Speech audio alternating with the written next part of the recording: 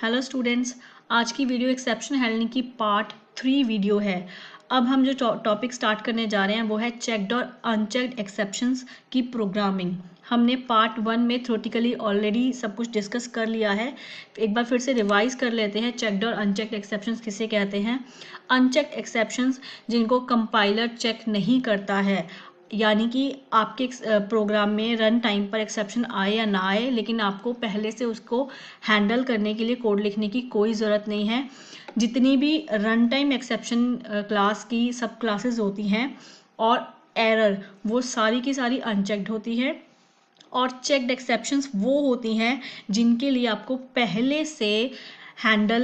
पहले से हैंडलिंग करने की ज़रूरत पड़ती है। कंपाइलर चेक करेगा कि क्या आपने उनके लिए पहले से कुछ ना कुछ कोड लिख के रखा है कि अगर एक्सेप्शन आएगी तो आपने पहले से कोड लिख के रखा है कि वो हैंडल हो जाए और आपका प्रोग्राम टर्मिनेट ना हो। अगर आपने पहले से हैंडलिंग नहीं करी है तो आपका प्रोग्राम कंपाइल ही नहीं होगा, आपको कंपाइलर एरर मिल जाएगी। तो आपको पहले से उसके लिए कुछ ना कुछ कोड करना पड़ता है। वही हम अब इस वीडियो में सीखने जा रहे हैं कि कैसे उसका प्रैक्टिकल करते हैं, प्रोग्राम करते हैं। तो चलिए वीडियो स्टार्ट करते हैं। तो सबसे पहले अनचेक्ड एक्सेप्शंस। अनचेक्ड एक्सेप्शंस अगर आपने पार्ट 2 देखा है तो हम ऑलरेडी कर चुके हैं, क्योंकि पार्ट 2 के स्टार्टिंग में ही मैंने आपको 4 अलग अलग टाइप की एक्सेप्शंस के प्रोग्राम करके दिखाए थे कि एक्सेप्शंस आती कैसे हैं। तो वो चारों की चारों अनचेक्ड एक्सेप्शन का ही एग्जाम्पल है, क्योंकि वहाँ पर मैंने कोई भी हैंडलिंग नहीं करी थी। प्रोग्राम रन किया, एक्सेप्शन आई, टर्मिनेट हो गया। तो वो अनचेक्ड एक्सेप्शंस का एग्जांपल है। लेकिन फिर भी यहाँ पर एक और एग्जांपल मैं आपको शो करूँगी ताकि आपको और अच्छे से क्लियर हो जाए कि अनचेक्ड एक्सेप्शन क्या होती है। एक सिंपल सा प्रोग्राम लेके चलते हैं। सपोज मैंने यहाँ पर एक स्ट्रिंग ली, उसके अंदर कुछ भी एक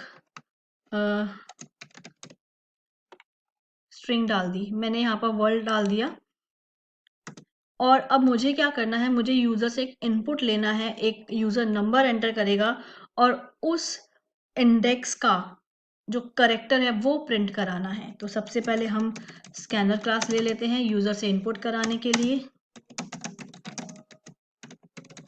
system.in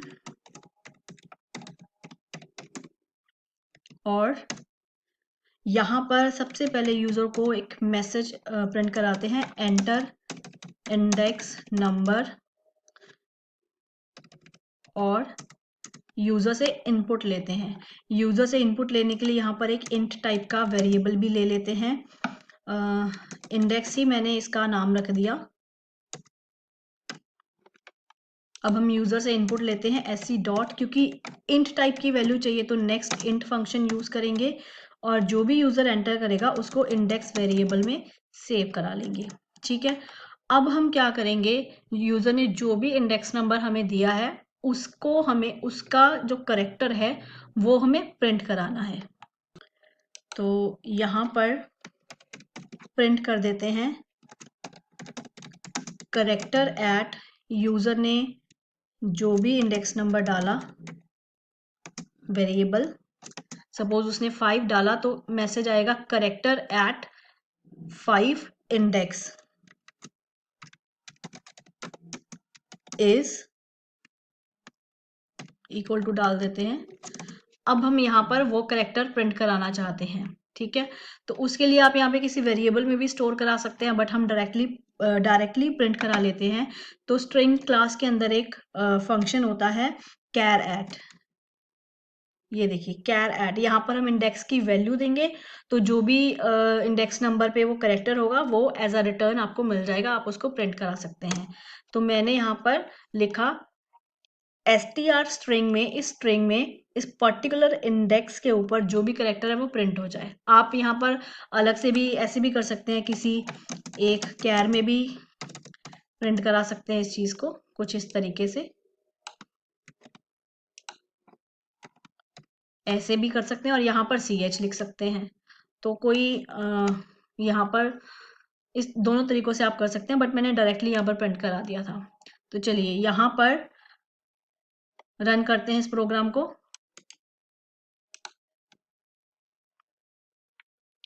enter index number, suppose मैंने 4 एंटर करा, तो character eight 4th index is D, 0 1 2 3 4।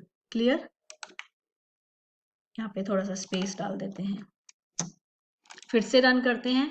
अब सपोज यूजर कुछ ज्यादा वैल्यू डाल देता है, यूजर ने डाला 8, 8 वाला इंडेक्स तो एग्जिस्ट ही नहीं करता है, तो क्या होगा, एक्सेप्शन आएगी स्ट्रिंग इंडेक्स बाउंड की। ये देखिए, string index out of bound exception, और मैसेज क्या आया, string index out of range 8, यानी कि ये नंबर एग्जिस्ट ही नहीं करता है, ये इंडेक्स नहीं है, तो इस पर आप अगर एक्सेस करने की कोशिश करेंगे तो ये वाली एक्सेप्शन आ जाएगी। अब ये पूरा क्या एग्जाम्पल है, ये जो एक्सेप्शन आई है string index out of bound exception, ये किस टाइप की एक्सेप्शन है, अनचेक्ड। क्यों? क्योंकि मैंने इसके लिए पहले से कोई हैंडलिंग नहीं करी है, एक्सेप्शन आए या ना आए मैंने यहाँ पर कुछ नहीं करा है, और हमारे कंपाइलर ने भी कोई एरर नहीं दी है कंपाइल टाइम पर कि आपने हैंडलिंग नहीं करी है। तो ये क्या है, string index out of bound एक अनचेक्ड एक्सेप्शन का एग्जाम्पल है। और मैंने यहाँ पर सिर्फ एक ही एग्जाम्पल दिया है, बाकी के एग्जाम्पल देखने के लिए पार्ट 2 को स्टार्टिंग से देखिए, पहले ही 4 एग्जाम्पल अनचेक्ड के हैं। चलिए अब हम आते हैं चेक्ड एक्सेप्शन पर। ये सारा कोड मैंने यहाँ से रिमूव कर दिया। अब हमें क्या करना है, एक फाइल लेनी है txt फाइल, उसमें से सारा डेटा रीड करके प्रिंट कराना है। ये हमारा एग्जाम्पल है। चलिए इसका कोड स्टार्ट करते हैं। सबसे पहले हम एक फ़ाइल बना लेते हैं, ये डी ड्राइव है, इसके अंदर मैंने एक txt फाइल बना दी, माई फाइल, कुछ भी आप नाम रख सकते हैं इसका, और इसको ओपन करके मैंने इसके अंदर कुछ डेटा लिख दिया, this is my demo text file,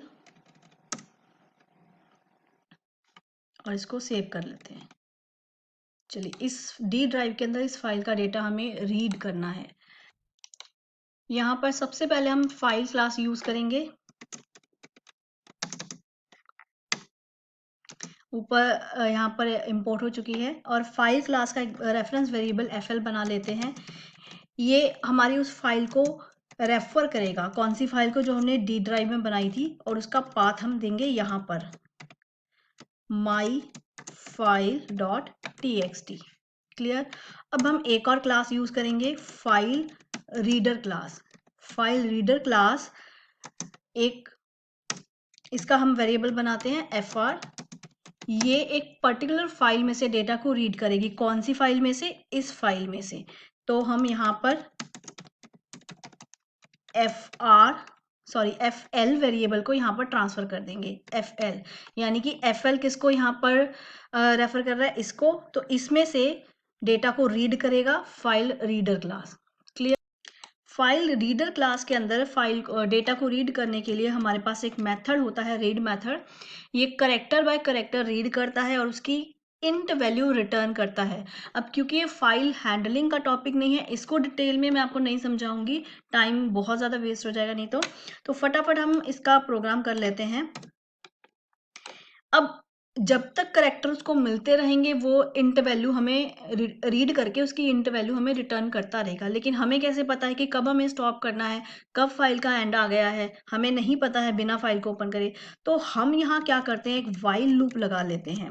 while loop में अब हम यहाँ पर क्या कर रहे हैं, एक इंट वेरिएबल ले रहे हैं आई, और वाइल लूप में ये जो ब्रैकेट है इसके अंदर मैंने एक और ब्रैकेट लगा दिया। ठीक है?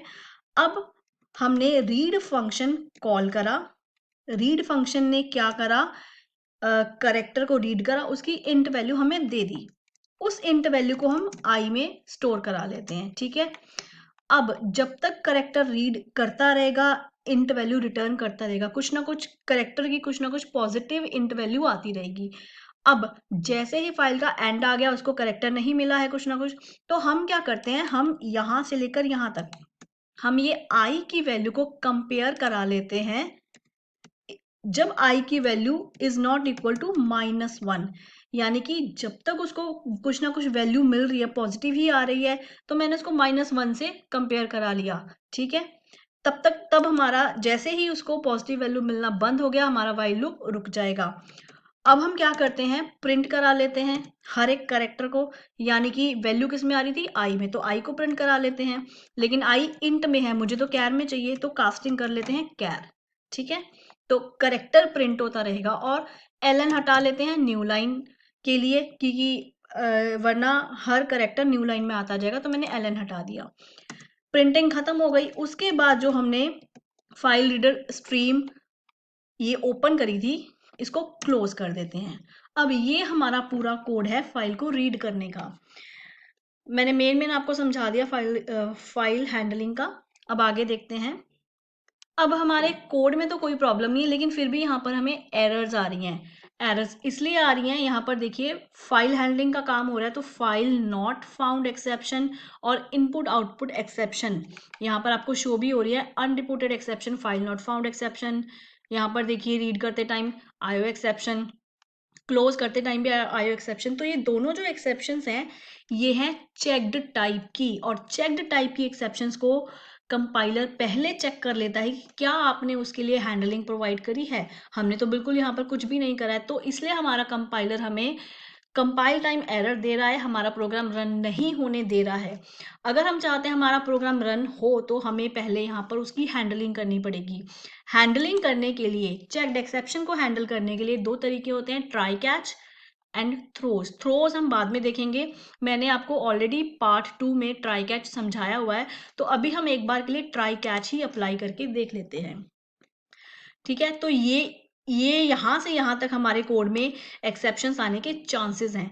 तो हम क्या करते हैं, अपने इस कोड को ट्राई ब्लॉक में डाल लेते हैं, यहाँ से यहाँ तक। और जैसे ही ट्राई ब्लॉक खत्म हुआ, उसके जस्ट आफ्टर हमें कैच ब्लॉक लगाना पड़ेगा, और यहाँ पर एक्सेप्शन, और यहाँ पर एक मैसेज दे देते हैं।